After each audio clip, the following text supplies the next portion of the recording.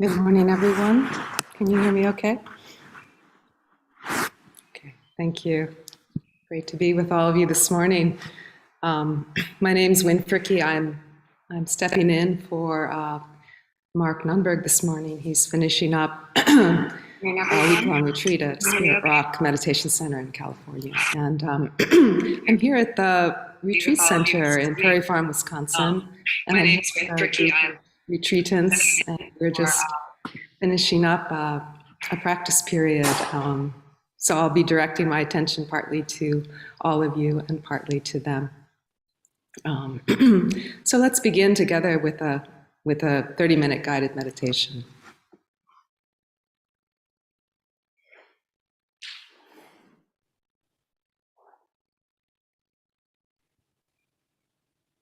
So just adjusting your body so you feel comfortable.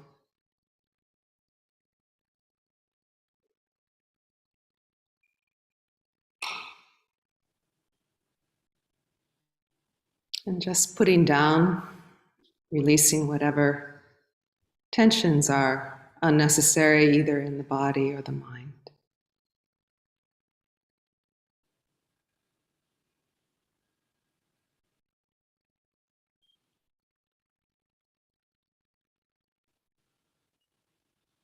We can allow the mind to be secluded and protected for this 30 minutes together as we sit silently.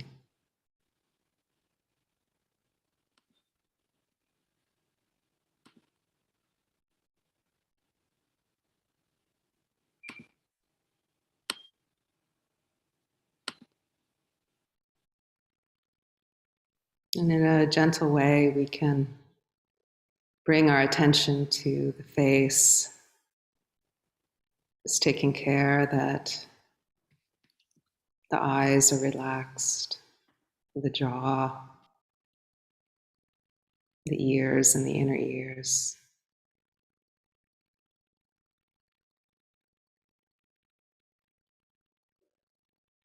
The shoulders can drop down in their own weight away from the ears.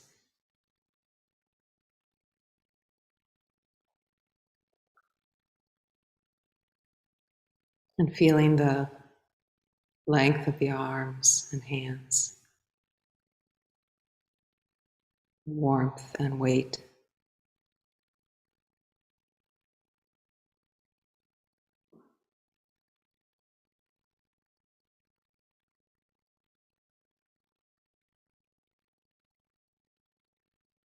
And then bringing the attention to the front of the torso,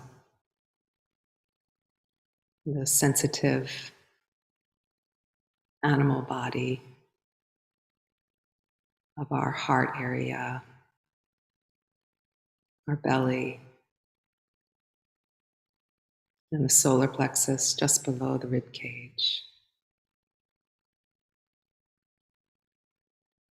Just appreciating that there's no need for tension in any of these areas. They can widen and soften and relax, allowing the breath to move.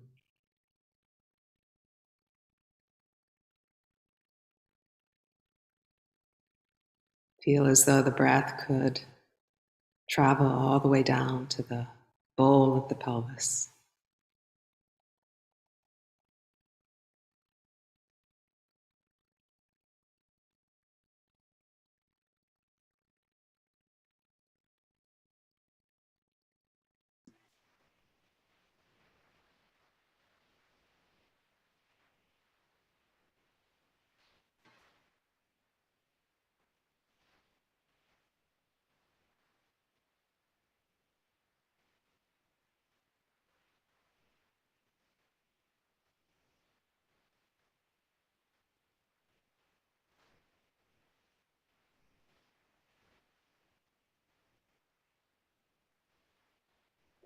And then from this strong weighted base of the pelvis, the spine organizes upward. So there's a gentle ascending energy through the spine like a tree.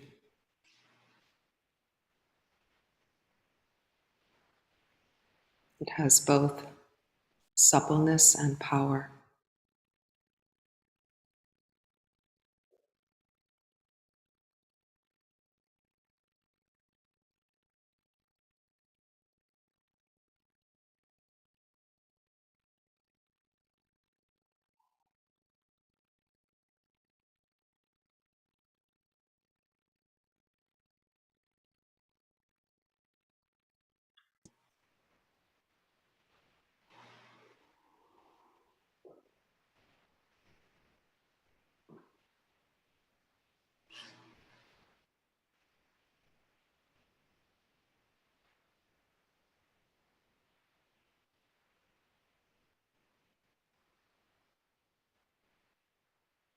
And allowing the attention to feel the body broadly as a whole, this seated body breathing.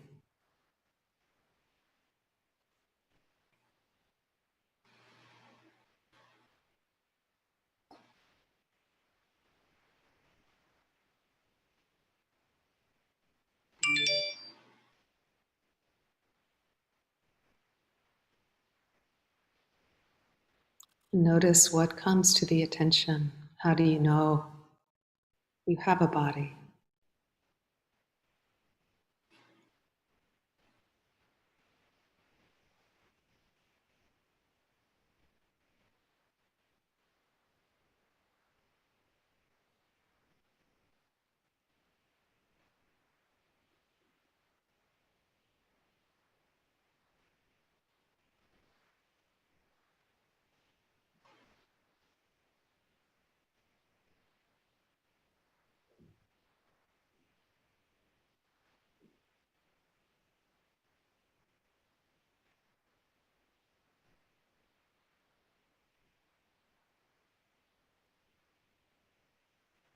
And sensing the life force of this body, of its natural vitality, the warmth and energy moving through.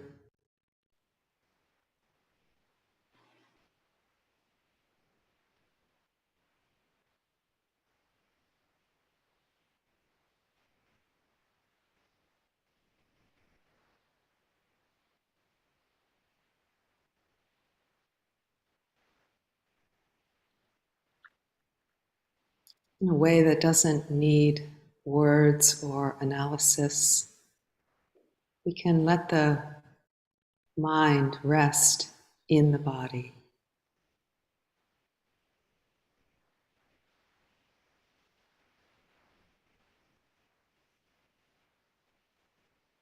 not needing to direct or create any kind of experience.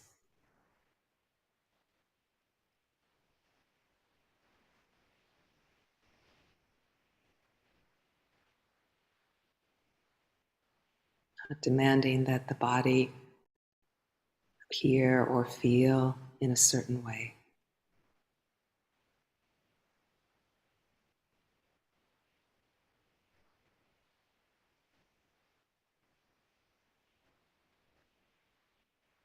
Just feeling this wide open, receptive, and kind awareness that meets our experience of the body.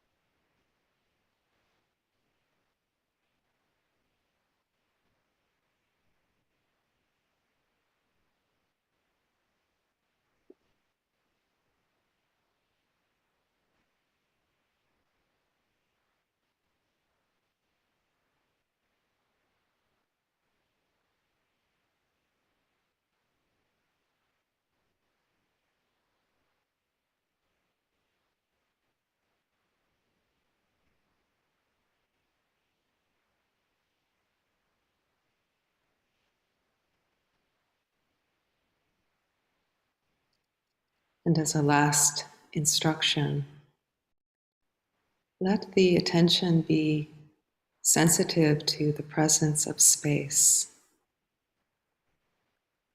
So we know there's space because we wouldn't feel movement in the body without space. We can discern space between sensations.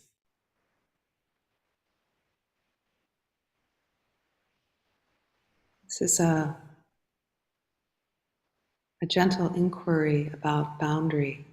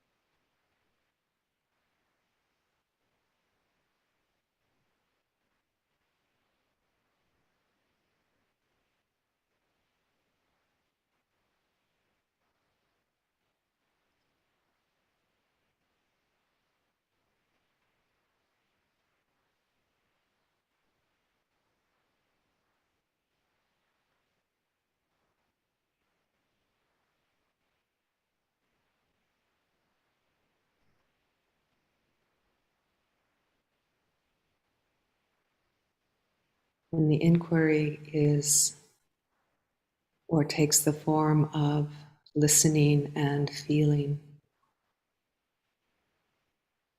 more than thinking.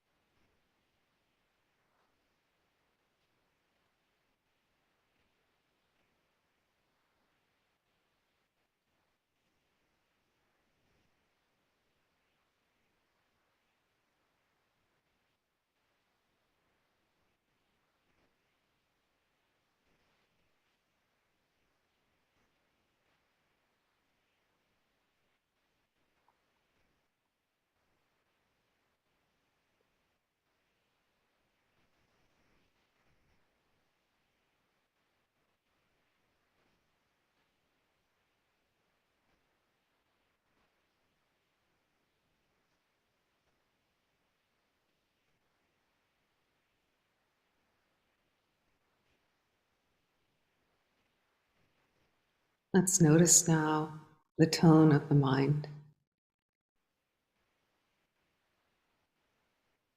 So being aware if the mind feels gathered and settled, if the mind feels dispersed, restless, distracted, maybe dull, or maybe something like an emotional undercurrent, maybe some irritation or joy.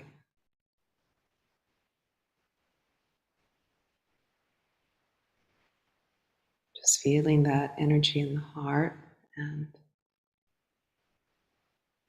notice how it's expressed in the body. How do you feel the body when the mind is like this?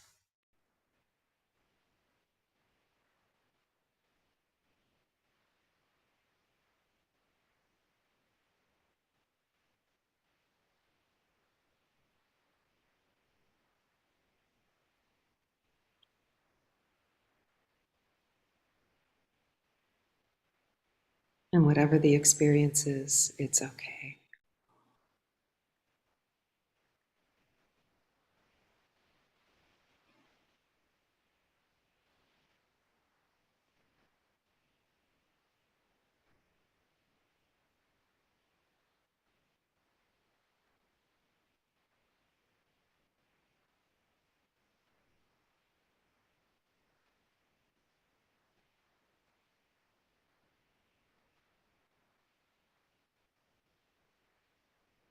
You may notice the pull of the mind away from the body. Just being aware of that pull and coming back.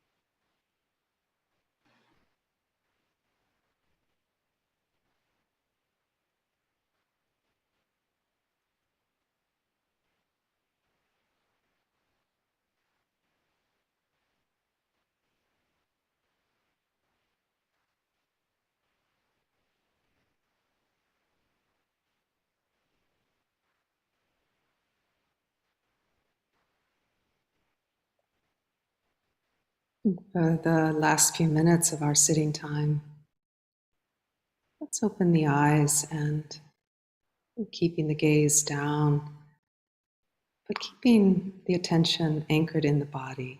So we're opening to the visual field, but not letting it take over our experience that in a way that makes us forget that we have a body here. So in some simple way, we can continue to feel the movement of the breath, the weight of the body seated, the sensitivity in the palms of the hands, whatever it may be.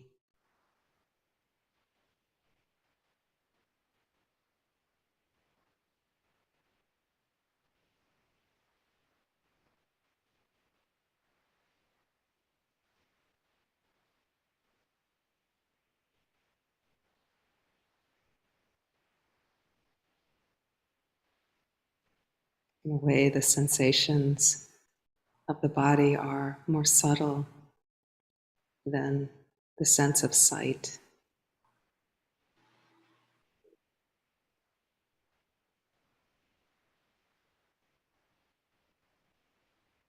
So we can be intentional, not in a strongly effortful way, but just in a gentle way, little touch points in the body. I'm here.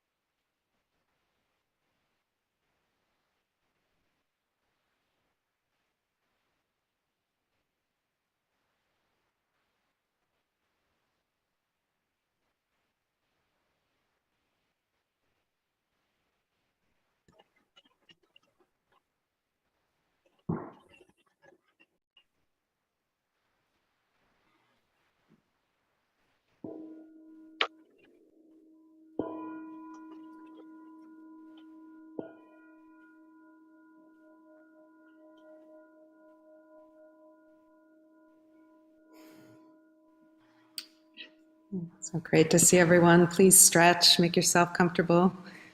Do what you need to do. So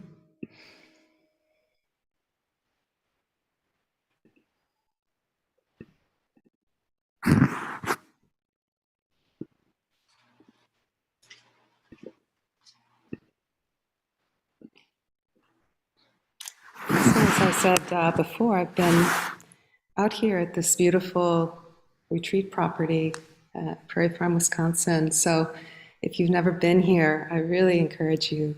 I really encourage you to come out. Just the abundance of wildlife and the peace and the quiet. And I realize it's been a decade since I've seen a star-filled sky.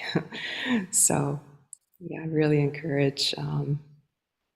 This is it's just a gift to have this here. So I started this month with Shelley Graff and Sister Aya Nyanika with a retreat that was called Embodied Dharma.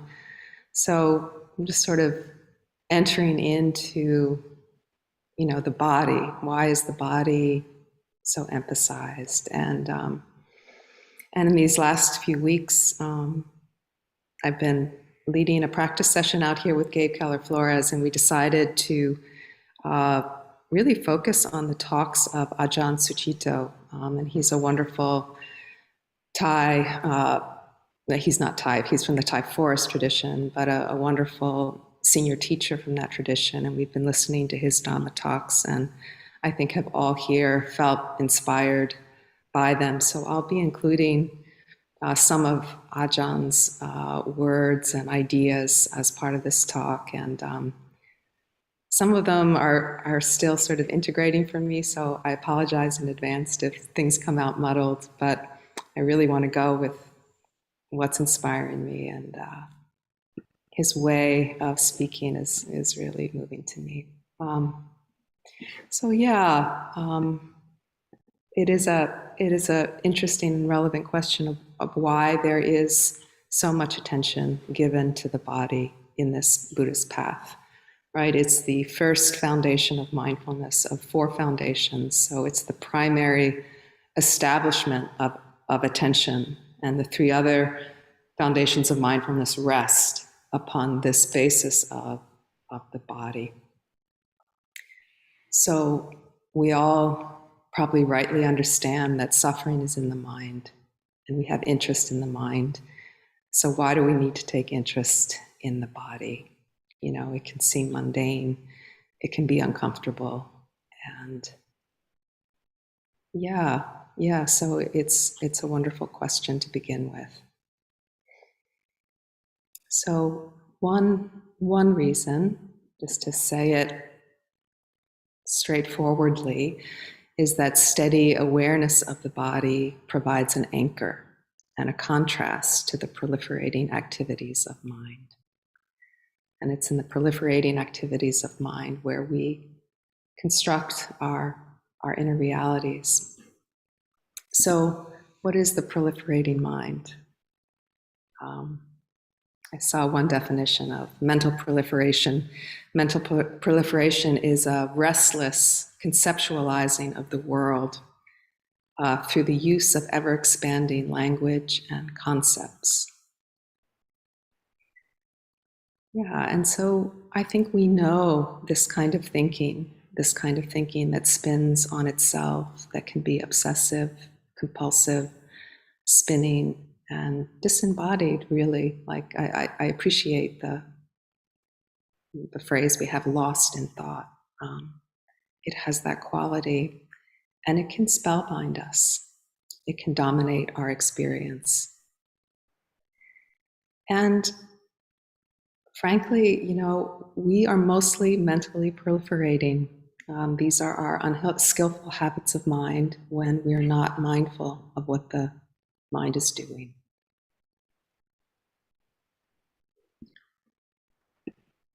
So, you know, when we're in pain, whether it's physical pain or emotional pain, there's a reflex, I think, an animal reflex to fix that uncomfortable feeling.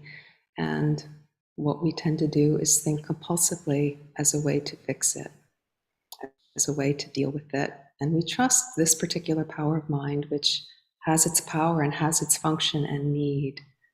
But I'm pointing to the ways in which it can be disembodied and the ways in which our power leaks and our experience is narrowed because it doesn't include this aspect of our experience, this embodied aspect. So from a Buddhist point of view, emotions, mind, and body are connected. And it's in this inclusive awareness where we have access to insight, to our creativity, and to our power. And the nature of the proliferating mind that concerns us is that it is propelled by grasping. It is propelled by the defilements, so to speak, the greed, anger, and delusion, these forces of the mind that propel samsara, that propel this world of suffering. Greed, anger, and delusion, they're depicted in the wheel of samsara as three animals, a pig, a snake, and a bird that are all chasing each other's tails. And this is the nature of greed, anger, and delusion. There's no solution, right? And it just propels this world of suffering. Ajahn Sucitto, in one of his talks, he was using the word defilement, and then he said that the defilements are an activity, like greed, anger, and delusion are an activity in which we file down or narrow our experience. It's a constricting activity. These forces bind us, they bind our experience. And in our practice, in our daily life, in our formal practice, we need to include these defilements. They need to be welcomed and understood. these powerful emotional currents. And the body is a vehicle for this understanding. So Ajahn Sucitto, he uses the phrase, the body as ground, the body as ground. I really like that in the sense of it being a trustworthy landing place for our mindful attention.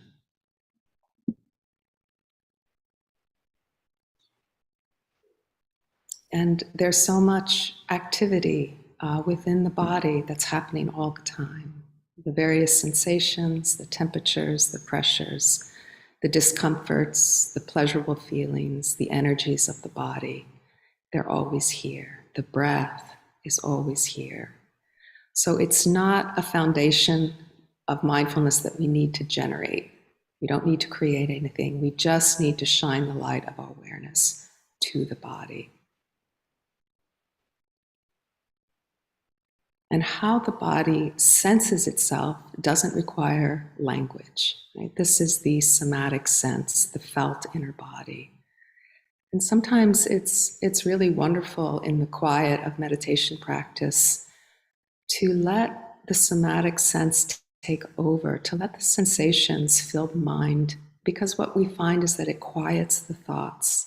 We can't have a busy mind thinking and actually listening and feeling deeply at the same time. They don't actually work together. So that can be a deep grounding as a way to kind of take the wind out of our obsessive thinking. Let's just settle, let's anchor, let's find the body, and let the sensations fill our experience. So, when life gets rocky around us, as for all of us, of course, it does all the time. for me anyway, I'm sure for most of you. So how do we learn to find this safety and stability in this ground of the body? And what it does is we tune in and we come to know the mind through the body, first of all, so the body will reflect the mind. So sometimes we know first what's going on in the mind by paying attention to the body. But it grounds us in a way that keeps the emotional agitation from overwhelming. So when we feel an upset, and this can be an encounter in real time, it can be an encounter in our memory, we can root ourselves in the body, in the present moment. And we can refrain from proliferating in the story, in the history, and in the individuals behind the upset. Right? We don't need to go there. Where we need to go is to the source of the discomfort. What is this hurt about? Where does this hurt live?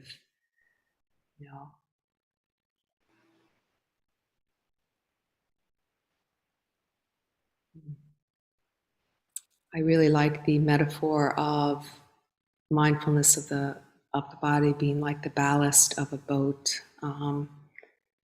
So it's like the ballast of the boat is the heavy material like gravel, sand, or iron that is placed low in a boat to improve its stability. And we can begin to feel that, just the stability of the attention anchored in the body. And it just keeps us from being blown around, right? We can be in the midst of some emotional current of some kind that wants to overwhelm, but no, we're here, right in my feet, right in my pelvis, right in my breath.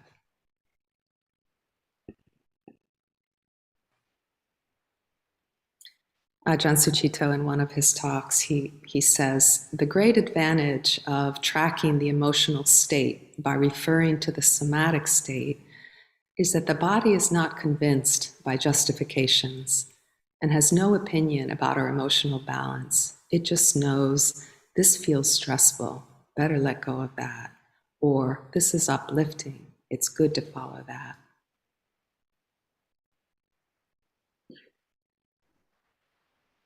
We listened the other night to a talk called The Practice of Inclusivity, which is a beautiful talk. And this is something that he said about, through the body, we know the mind. He said, by the nature of this embodied presence, you begin to open up the can of worms, because it's in this embodied presence that is held the distortions of the human predicament, the tensions, the unspoken emotions, the buried memories, the dissonant experience, the lust, the craving. It's a form, a container that is much more honest and straightforward than yourself.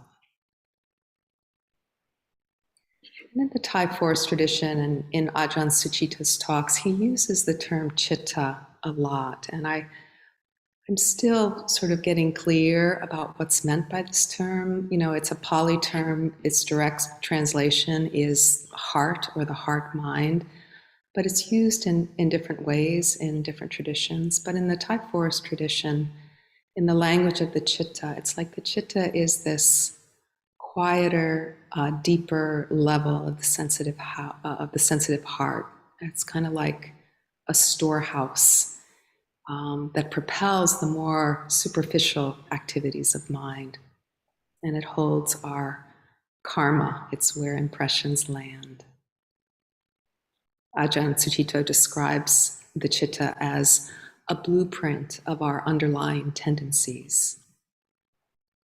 And it's not a place of thinking or sensory involvement.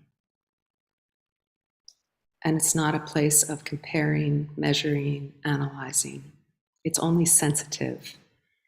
And it's here in the present moment. So it's the chitta that's stirred. And when it's stirred, that's what gives rise to our compulsive activities of mind. So in our formal practice in particular, when things are simplified, when the mind is gathered, we can learn, we can train the mind to open and settle to these different layers of experience. And we will meet these underlying emotional currents of the chitta, these deeply seated notions or beliefs about ourselves, our beliefs about others. And it's where there's entanglement, and this is in a wordless place, right? These are impressions, tangles in the heart. So for instance, you might get insulted by someone, or some comment may touch a nerve, right? That makes an impression, it leaves an impression. And if there's that old nerve is like a blueprint, right? It's an old wound. And so reflexively, there's a trigger, there's a response, and we find ourselves propelled into thinking, fueling a narrative. And if it was an insult, maybe we get defensive, or whatever the response to that pain, that initial discomfort is. That's the tendency, the reflex of the mind to discharge in this way. So, like if I get from one of my students at McAllister an evaluation that touches a nerve, right? And this happens a lot, I'll just notice the cascade of, it could be many things, like, well, that student just blah, blah, blah, blame it on the student that didn't see things clearly. Or it might evoke, this old habit energy, this old, oh, I'm just never good enough, no matter how hard I try, like that whole string of thoughts that can cascade from that touching that place of pain. So this is all of our experience. I don't mind sharing that because I know we all live and breathe this. But in that defensiveness, in that propelling of thought, a boundary has arisen, right? I really love that description of defilement. It's like it sort of takes the judgment out of it. It's just a constriction, and that we can feel that.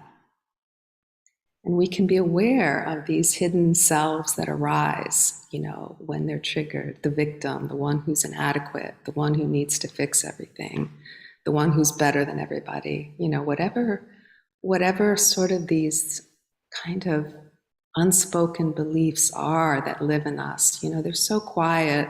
It's like the air we breathe, right? They don't exist as a conversation. They exist as an energy.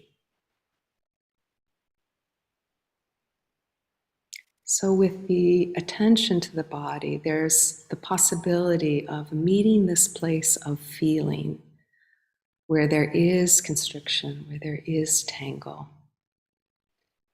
And when we enter the body, we more directly enter the wound with a wise, open attention that is not self. In describing these boundaries or constrictions of the heart, Ajahn Sucitto says, if you meet them rather than feeding them and giving them solutions, then these very boundaries are going to be experienced as dynamic rather than fixed, as something you can directly apprehend rather than just notional. And allowing yourself to feel it, it also passes, shifts, and releases. So the force of becoming is found here. This place of agitation of the self that's seeking coherence, that's seeking solidity. And it's possible to pause, when we feel this place of self-conceiving, this restless tendency to impose a self-image. And in that pausing, we have the ability just to stay present with the discomfort and to not have that reflexive following of it with that train of thought, which really, it doesn't go anywhere. It doesn't serve us. And Ajahn Sucitto said in one of his talks, he said, in this moment, we can let oneself be a stranger to oneself. I like that, the freshness of that idea. So what allows us to meet or bear with this urge to become, or any pain that might arise, is the safety and stability of an embodied mind. And I'm just going to read this brief paragraph from Ajahn Sucitto's book. It's called Meditation, A Way of Awakening. And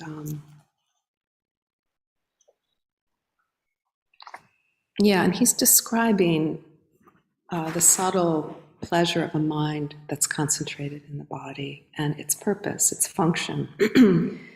He says, tuning into this inward pleasure or piti enables us to attend to inner ease rather than chasing after pleasure on the external plane. This source of happiness is based purely on mindfulness and non-involvement, on stepping out of the stream of mental topics rather than adding new topics. Rapture will come by itself if we're clear and attuned to breathing, and it isn't even the main point of the practice. Rapture can support the process of settling and understanding mental energy. The main theme of this practice is to handle the energy that gets stirred up by memories and moods and free it from that basis. Ordinarily, an image pops into the mind about someone or something, and we find ourselves inspired, dejected, angry, or elated. The activation energy shifts in accordance with the flow of mental perceptions and images, and the flow just keeps moving from one clip to the next. One pushed button triggers off another, and so on. We can be busy in the present getting steamed up about an event that happened a decade ago, or we can be guessing at how things could be. Perception is mesmerizing. That's why, for liberation, it has to be handled and steadied. when we can do this, we recognize that those memory clips and dreams are just that, like old movies that don't do much more than stir and express our passions.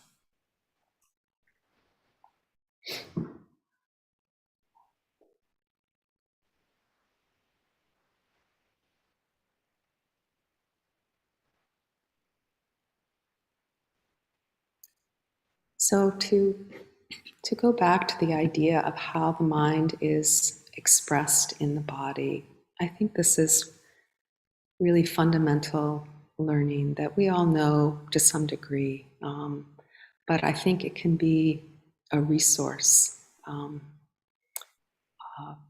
as a way to know ourselves, as a way to steady ourselves. I'm reminded of when I started to teach at Macalester, where I'm still there after all these years.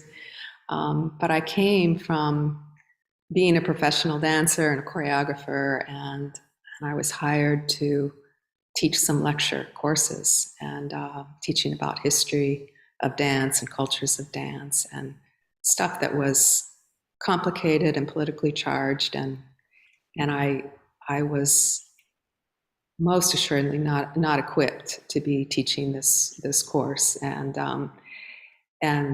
it was really a trip for me, kind of day after day, and absolutely doing everything I could to prepare to show up for my students in every good way that I could, but just feeling my limitations and sort of the fear and the humiliation that just surrounded the whole experience, and it was all I could do just to feel it, because it was so alive in the body, like in the belly and the solar plexus. It just was so alive, and the experience was, it felt dangerous for me to be anywhere but connected with the feelings. Like I was actually afraid to leave my body, like I would lose it. I don't know, I would explode, I would faint, whatever.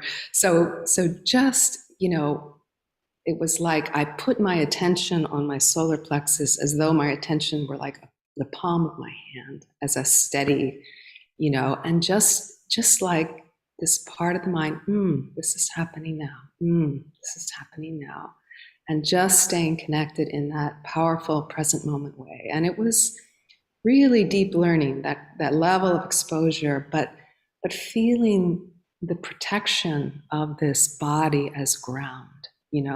Where is my center of gravity? Right? Like it could easily just have been completely overwhelmed by these student faces in front of me, where, that disembodied happening just would take over. So with this kind of grounding, we can begin to learn to have the confidence, to welcome anything that arises in our awareness. I think we walk around a lot afraid of our own minds, right? Afraid of what might arise, afraid of our fear, afraid of our anger, because we don't know how to hold it. We don't know how to steady it. And we don't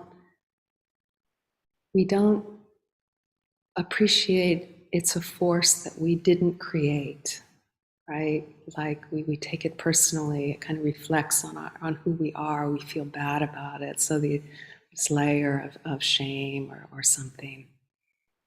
So, in this grounding of the body, we don't necessarily buy into those stories. The grounding is like an anchor that refutes these narratives from the chitta.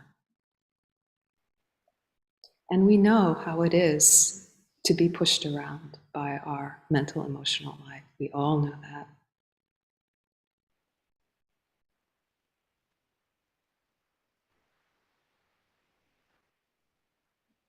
And so we can meet these forces in the quiet space of our body in a listening sense, not in a slaying sense.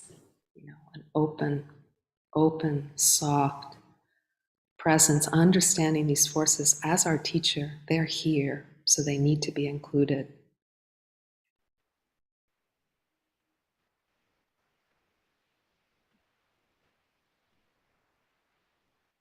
In this, this is another paragraph from The Way of Awakening. Ajahn Sucitto writes, clearing the experience, and he's talking about the afflictive emotions and pains, clearing the experience requires the space to allow it to pass. But this space gets lost if the experience is marked as wrong or feels unsafe to allow into awareness. Thought and speech aren't always capable of comprehending or coming to terms with what is going on. And there are also social restrictions on talking about and expressing these intense moods, like anger or grief. In such a case, a layer of guilt or shame gets added, and the pattern is buried rather than cleared.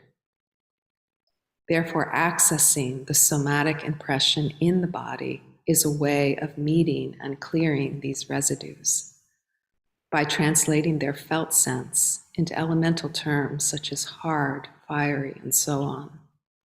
This curtails spinning out into agitation and proliferation and allows the feelings to be felt, ventilated, and pass. The Buddha offers a powerful metaphor about afflictions. When afflictions arise and there isn't attention in the body, that these afflictions or defilements will make an imprint like a ball of yarn thrown against a door. So you can just imagine that, right? It makes no imprint at all. It slides off. I'm sorry, when there is wise attention in the body, an imprint is made like a ball of yarn against a door. It makes no imprint at all. It slides away. But when mindfulness is not in the body, greed, anger, and delusion will be like a heavy stone thrown into soft clay, making a deep print in the body and mind. So just, really further appreciating mindfulness as a protection. He offers another metaphor, like when mindfulness is in the body, it's like a jug is full of liquid. So Mara, the personification of ignorance, is trying to pour water into the jug, but it can't go anywhere because the jug is already full. But mindfulness not in the body is like an empty jug. So we're prone, we're wide open to that ignorance, to the forces of greed, anger, and delusion.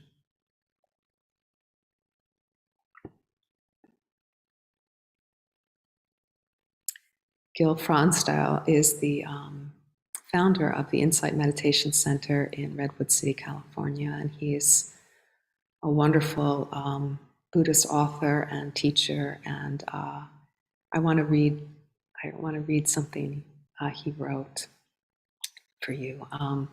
He says, during my early Vipassana practice in Thailand, Ajahn Buddhadasa said at the opening of a 10-day retreat, "Do not do anything that takes you out of your body." Over the 10 days, I frequently reached forward to grasp or identify with something outside of myself. When I remembered this, for me, puzzling instruction, I began to realize how often my center of attention and gravity was projected in front of me. The more I settled into my body, the more sensitive I became to ever subtler movements away from that center, due to ever subtler attachments and aversions of the mind. Gradually, I learned that mindfulness of the body is one of the best windows I have into my inner life.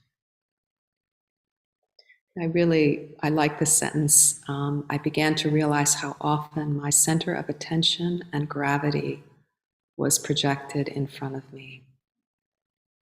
And I think we really know that experience of, in conversation with someone where the energy is leaning forward, or, whatever it may be, that sort of energetically we're leaning forward, or we're leaning back, or we're disembodied completely. In my early career as a dancer, I really struggled with stage fright, like overwhelmingly so. And there was, in fact, a performance where I just lost it altogether. You know, I basically stood there and was moving aimlessly. I was so kind of outside of myself, you know, outside of my own weight and body, just with the fear, you know, with the presence of the audience and the self-consciousness that sort of triggered in some blueprint, right?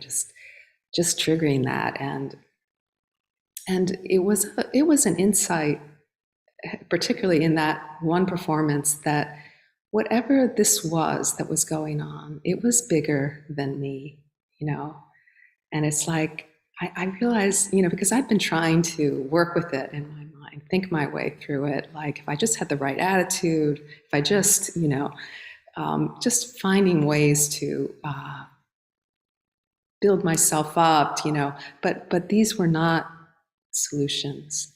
And there was that insight. No, this is, you know, I didn't wake up this morning with the intention to be terrified and self-conscious in a way that would disable my career. That was not like what I woke up with. So it's like, okay, there is this force that's happening and I can't think my way through it. That's clear.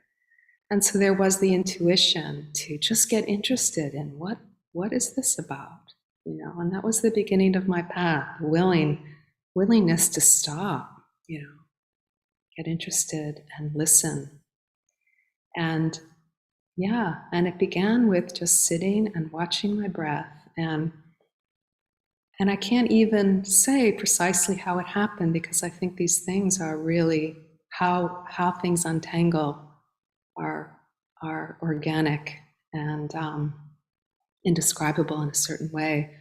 But I think we can trust the impulse to gather and listen and quiet this alarmed mind that tries to fix things through proliferation. Like we can stop trusting that that will support us, that that will serve us in the ways that we need.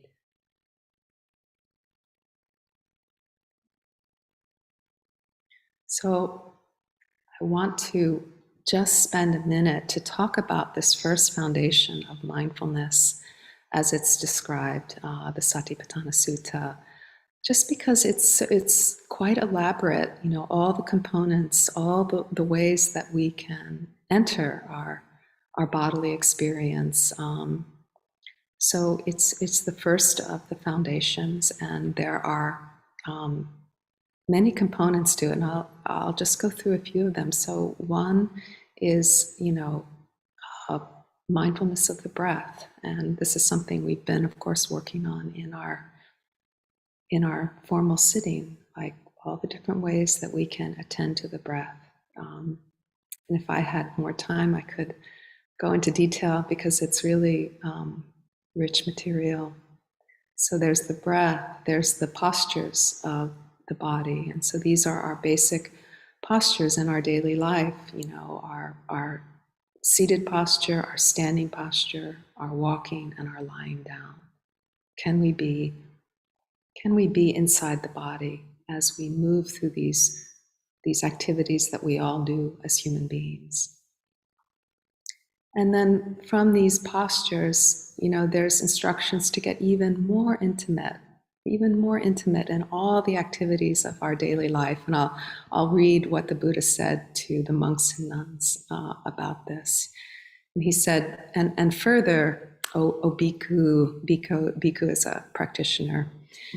In going forwards and in going backwards is a person practicing clear comprehension. In looking straight and looking away from the front is a person practicing clear comprehension. In bending and in stretching is a person practicing clear comprehension.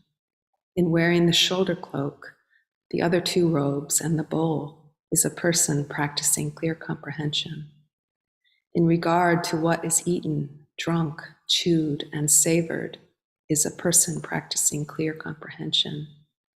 In defecating and urinating is a person practicing clear comprehension. In walking, in standing, in sitting, falling asleep, waking up, talking, and keeping silent, one acts clearly knowing.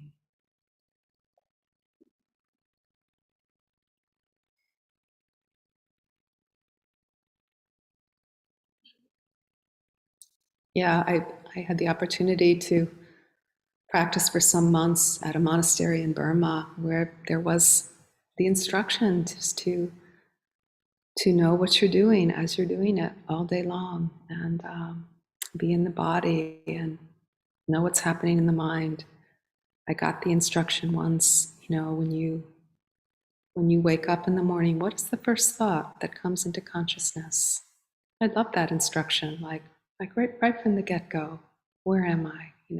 Knowing. I'm knowing what's happening. So there's another practice in reflecting on the anatomical parts of the body. There's kind of there's 32 parts of the body that include our organs, that include our skin, our muscles, our bones, our bone marrow, all the fluids of the body, that we reflect on them. We reflect on what our body is made of. And we reflect on the nature of this body to age and to sicken and die. And there's a reflection of a corpse in various stages of decay.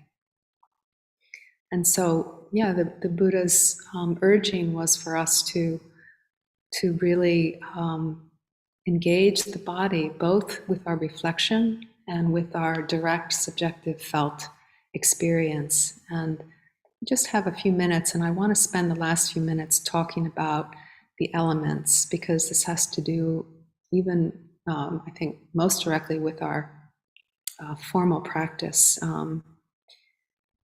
Let's see if I can go there.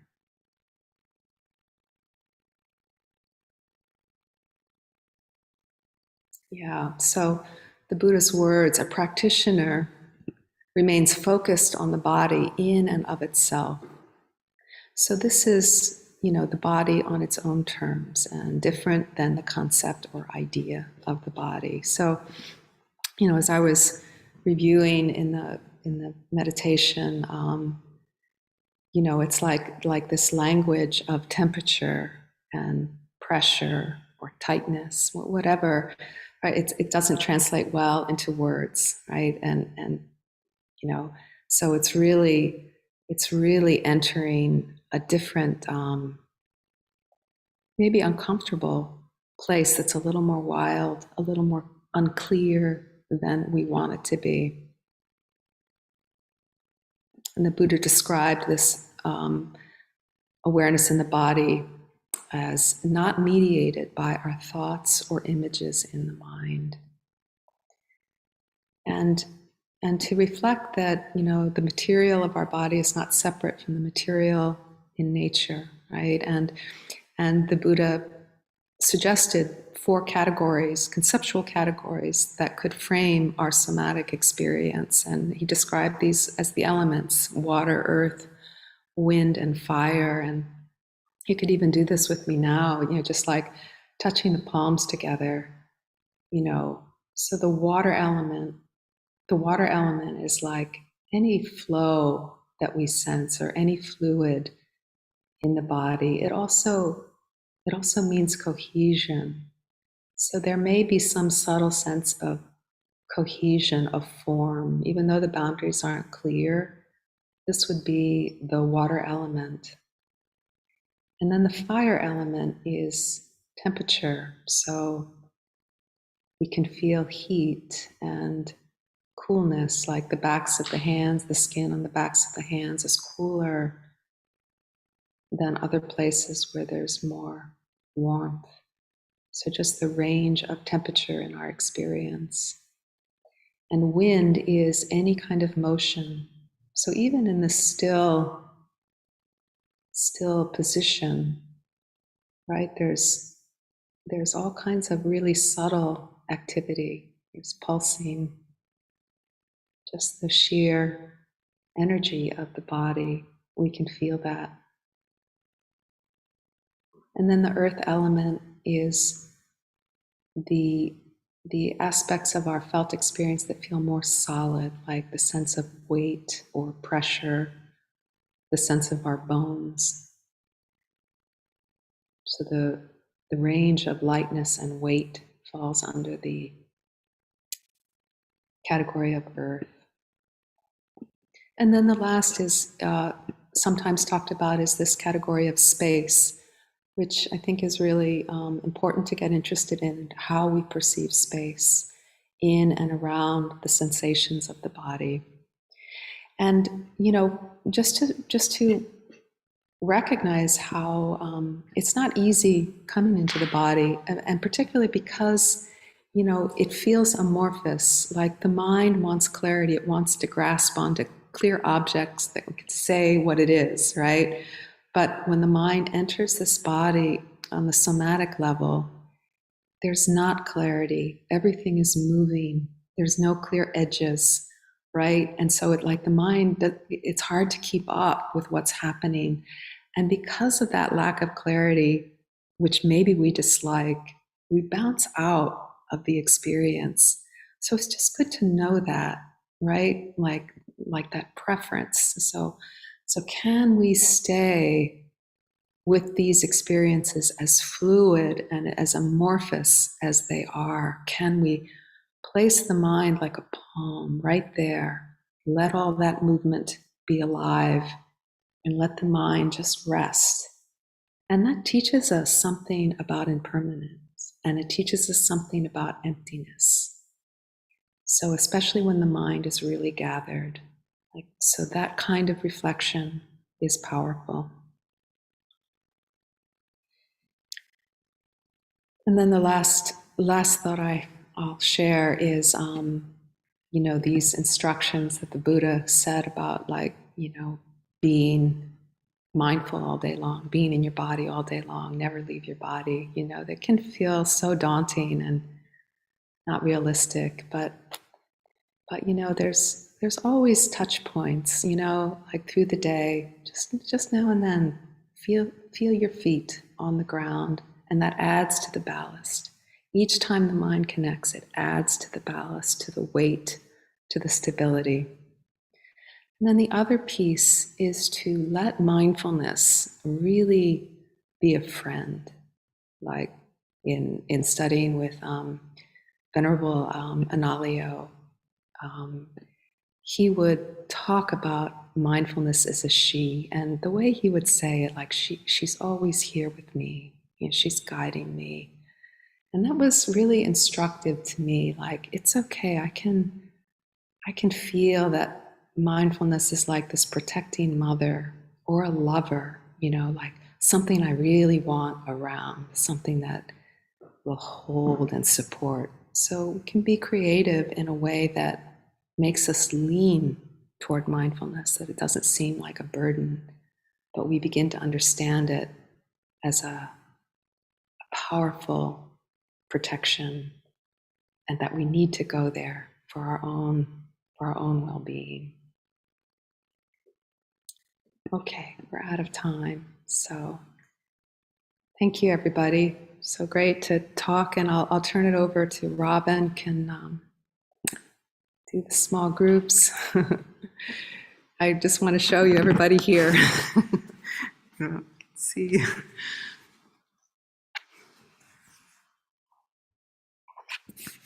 So we're just ending our practice period. Great to end it with all of you together today. Take care.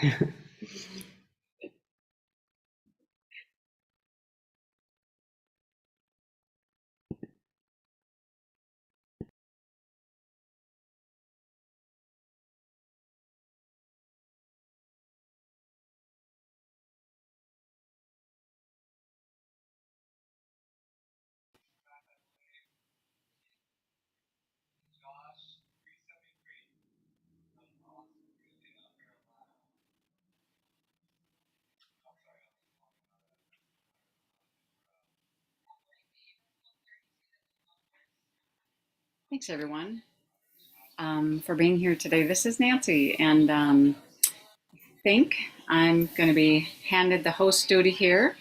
Um, Please stay for small groups. I'm going to give you a little invite here to stick around. Um, Always wonderful to hear from Win. It's like kind of I love her storytelling and yeah. So if you're hanging out, I'm going to be putting people into kind of our usual process, people going into groups of about 3 people. And in that, in your time together, it's nice to ensure that everyone gets about 3 minutes to talk. Okay. And then if there just happens to be time left over, you can just talk, amongst yourselves and, um, yeah, just do so in a way of, I just have to throw it in. Maybe stay in your body, like while you're sharing, and notice what that feels like, right? So, give me a moment here. Get your rooms, get your rooms arranged. All right, so you will have to click and join your room.